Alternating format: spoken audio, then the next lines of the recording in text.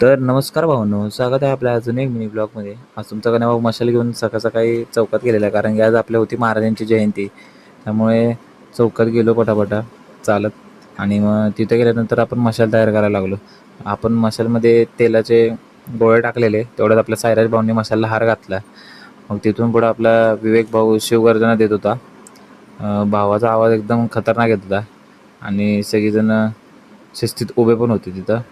मग तिथून मशाल पेटवली आणि मग तिथून निघालो घराच्या दिशेनं. येता येतं म्हटलं मी पण मशाल घ्यावी. मग मी मशाल घेतली आणि परत लाईनीतनं बाहेर चालत होतो. परत लाईनीत यायला लागलो. मग परत आलो बिल्डिंग खाली. त्यानंतर मग काकींनी औक्षण केले आणि मग तिथून गेलो टेरेसवर. टेरेसवर तशी व्यवस्था आहे एकदम खतरनाक केलेली. त्यानंतर मग आपण मशाल ठेवली. मशाल ठेवून झाल्यानंतर महाराजांच्या चेहऱ्यावरून पडदा काढला आणि मग महाराजांना ओवाळून आरती कराय चालू केले.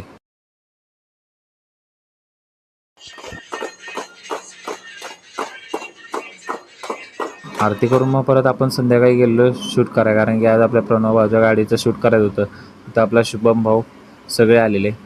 तर मग जे आपल्या प्रणव भाऊचं शूट होतं ते केलं आणि तिथून मग घरी. तर भेटूया उद्याच्या ब्लॉगमध्ये. तर अशा मिनी ब्लॉगसाठी आपल्या चॅनलला फॉलो करून घ्या.